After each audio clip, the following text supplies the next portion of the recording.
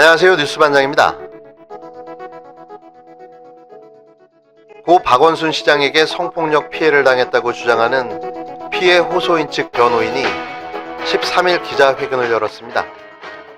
그들은 고소장 접수 사실을 언론에 알리고 고인의 발인일에 기자회견을 하고 선정적 증거가 있다고 암시를 하는가 하면 2차 기자회견을 또 열겠다는 예고도 남겼는데요. 영화를 개봉하기 전 진행되는 언론 프레이와 비슷한 이들의 행태는 흥행몰이와 여론재판을 진행하겠다는 저의를 유감없이 보여줬습니다.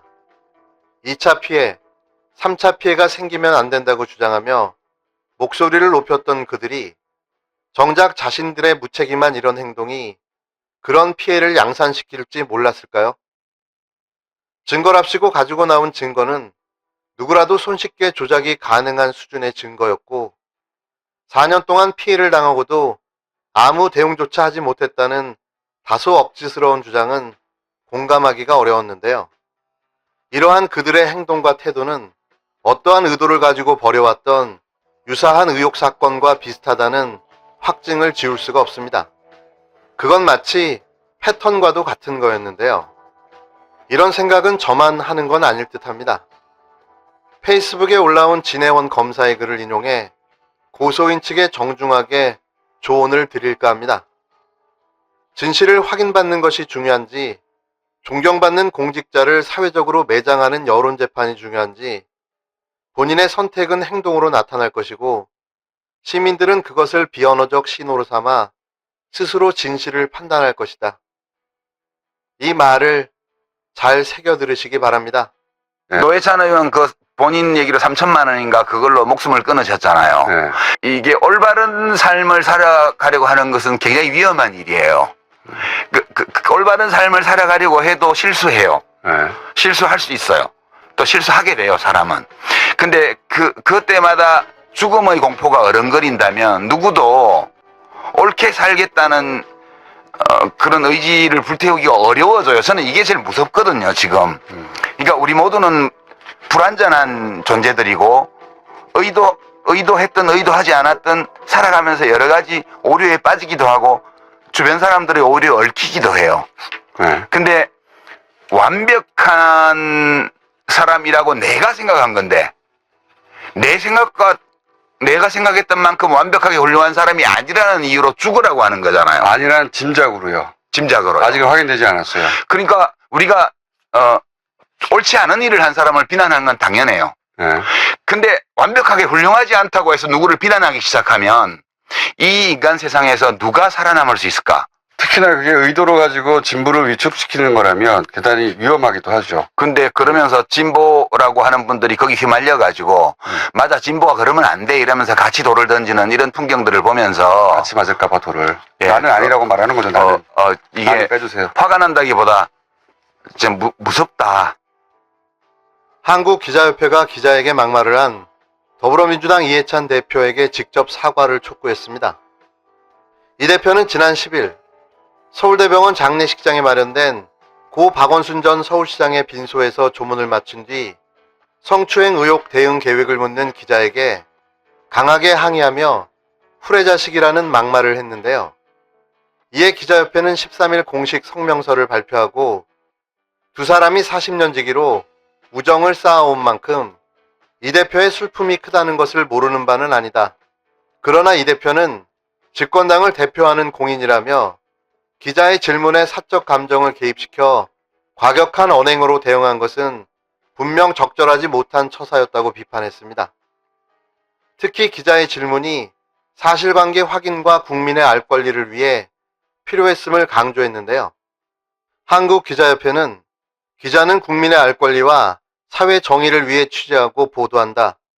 이번 취재 장소가 질문 내용에는 다소 부적절한 곳일 수도 있다면서도 하지만 기자가 이런 상황을 고려하면서까지 질문하는 이유는 진영이나 이념의 논리가 아닌 진실을 보도할 책무가 있기 때문이라고 설명했습니다.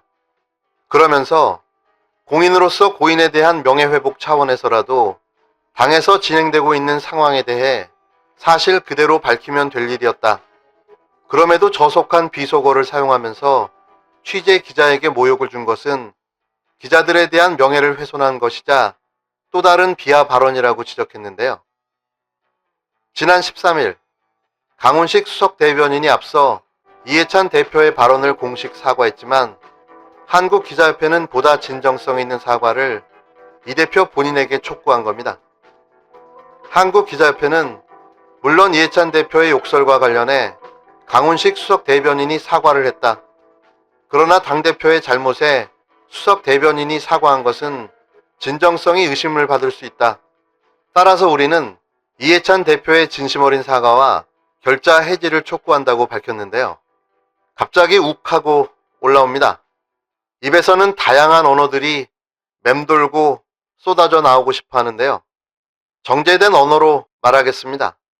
대한민국 기자 여러분, 너희들부터 사과하시기 바랍니다.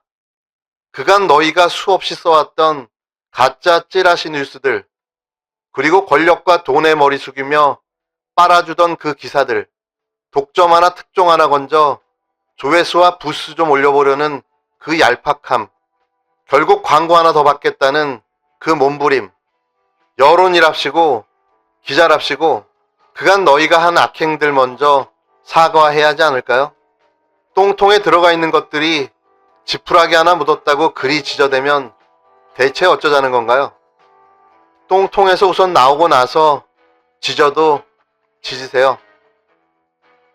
고 박원순 서울시장이 13일 오후 고향 선산에 안장돼 영면에 들었습니다.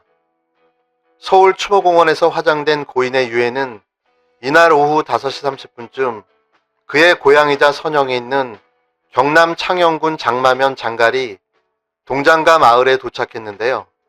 화장해서 부모님 산소에 뿌려달라는 그의 유언에 따라 부모 합장묘 인근에 묻혔으며 봉분 없이 표지성만 설치될 계획으로 전해졌습니다.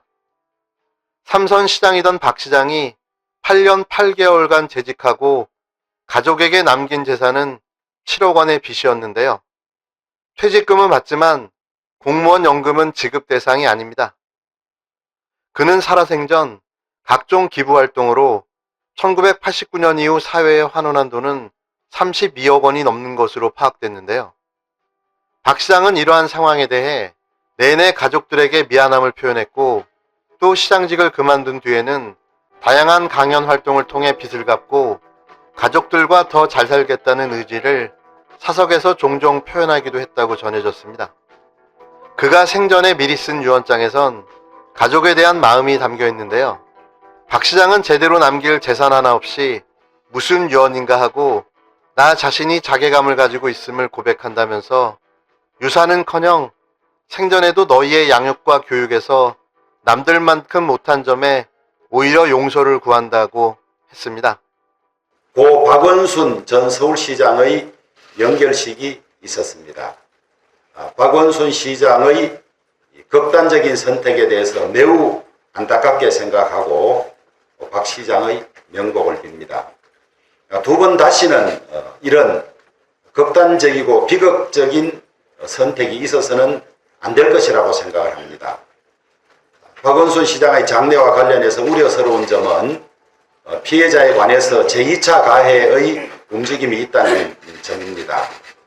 이 점은 결코 있어서는 안 될 것이고 이 힘없는 피해자의 고뇌, 아픔을 우리 국민들이 함께 보듬어주고 지켜줘야 할 걸로 생각합니다. 또 우리 당 전 원내대표 출신인 나경원 원내대표의 보좌진 하던 사람이 이 피해자라고 하는 100% 가짜 뉴스가 다니고 있습니다. 이런 엄숙한 장례와 관련해서 이런 가짜 뉴스가 행행하고 책임을 전가하는 이런 일이 없었으면 좋겠습니다. 네, 김재련 변호사입니다. 저희가 사건 진행한 일지를 시간 순서로 말씀드리겠습니다. 먼저 2020년 5월 12일에 피해자를 1차 상담했습니다.